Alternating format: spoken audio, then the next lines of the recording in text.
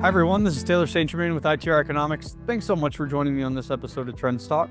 We at ITR, your apolitical and unbiased source of economic intelligence. And today I wanted to talk about the labor force, especially in terms of participation rates and demographics. I like talking about this subject because we can weave in and out of the near term and the long term as it pertains to 2030. And I know I've been doing a lot of 2030s talking lately, but for good reason, because we only have 3.5 years to prepare for this downturn. And these demographics and labor force participation rates are, key elements to not just some of the challenges here in the near term, but some of those challenges around the 2030s. One of my favorite slides that I present when I'm delivering keynote presentations around the world is our labor force participation rates, because it really gets at some of the challenges that we're having with the large baby boomer generation, as well as the younger millennial and Gen Z population. So let me share a few statistics with you just to lay out our current labor force participation situation.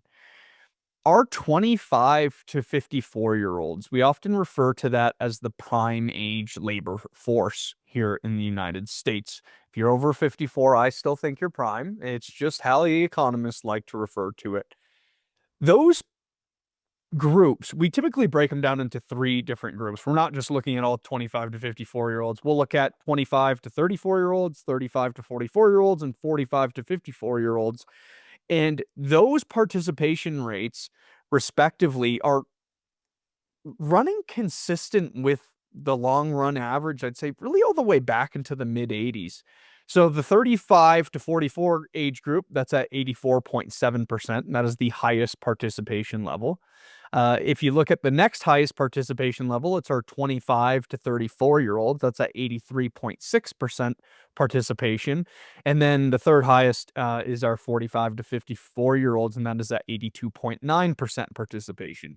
And again, just to put these numbers in context, that's pretty consistent with where we've been. Again, if you really go all the way back to sort of that mid 80s, early 90s timeframe. So though that prime age labor force, we continue to see strong participation. That's not where the problem is. The problem is when we look at the other two groups that I've left out of our conversation so far, which is our 16 to 24-year-olds and our 55 to 64-year-olds. Now, I want to put in context the word problem, because I say these two groups are a problem, but maybe not the best way to put it. I'd say that's where the challenges are. So if you look at the 55 to 64 age group, that participation rate is 66.5%.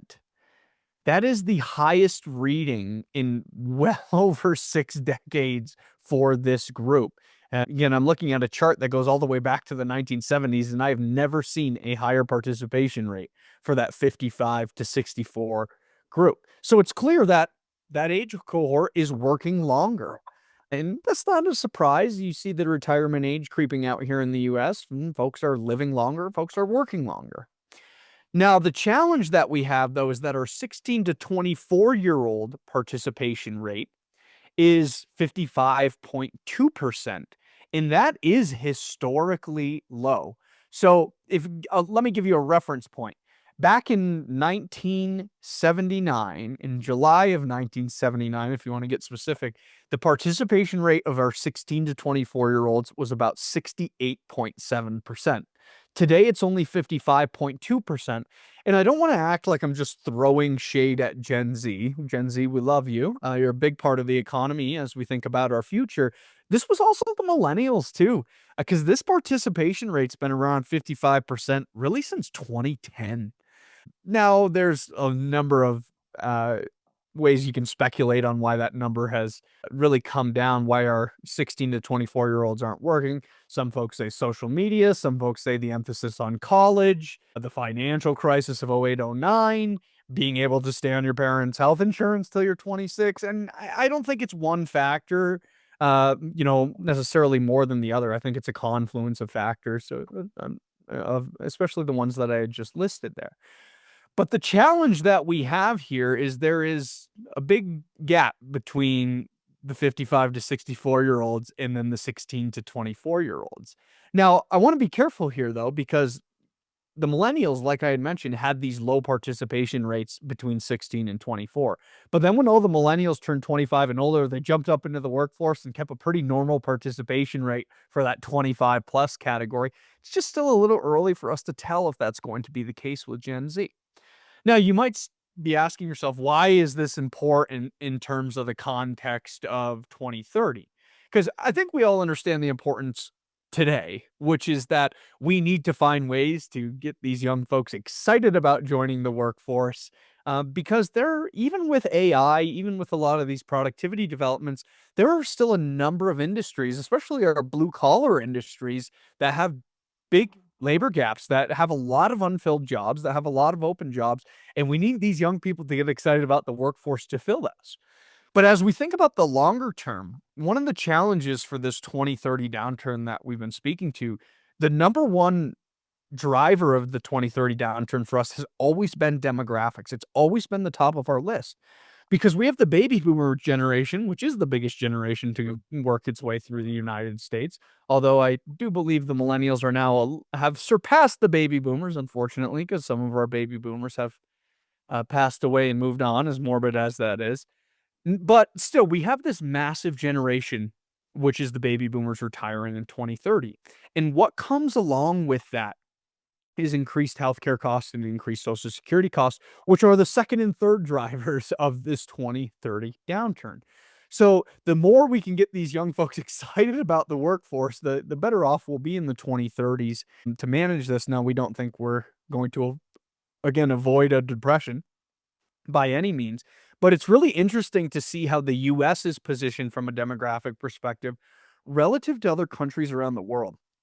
So we get this really great data from the UN, the population division of the UN, I should say. It's their Department of Economic and Social Affairs. And we have a list of the population projected change by 2040. And the US is actually still in positive territory at 7.8%. So to all of you Gen Xers and baby boomers that find us millennials and Gen Z insufferable, you do have to thank us a little bit because we still have a positive population trend. And that's part of the reason we think the US comes out of the 2030s better than some of the other countries around the world. Now, we're not the only ones with positive population demographics through 2040. If the US is at 7.8%. We have our 4 safe haven countries, which we'll expand on more, but that's Australia, Canada, Sweden, and Switzerland. Australia's population change by 2040 is a positive 14.8%, Canada a positive 11.8%, Sweden and Switzerland a positive 5 and 4.6% respectively. You might be able to see a little bit why there's some of our safe havens. So being in that positive territory from a demographic standpoint doesn't mean you're going to avoid 2030, but it does mean 2030 might be a little less painful for you compared to some of the regions or countries around the world that have a negative population projected change by 2040. And a couple of notable ones there: Korea, minus 5.4%. That's South Korea. I should be clear on that. Minus 5.4% projected change by 2040. China, minus 5.6. Japan, minus 9.8. We have Western Europe as a whole at minus 0.5 and Eastern Europe at minus 6.7. So those are the areas that are going to feel 2030 in a even more, I should say, will feel even more pain in 2030. Demographics have a real impact on our labor force now, but also into the future. And it's something that we watch very closely. So, folks, I can't legally tell any of you in the US to have more kids, but I'll tell the millennials out there, the more kids we can have, the better off the economy will likely be as we move into the 2040s, 2050s, and beyond. But for now, I sure hope you found this information helpful. We're going to continue to cover demographics, as I mentioned, because it's such a big driver of this 2030 challenge that's in front of us. But as always, please like and subscribe to TrendsTalk wherever you listen to your podcasts. And folks, I look forward to seeing you on the next one. Thanks for joining me. Take care for now.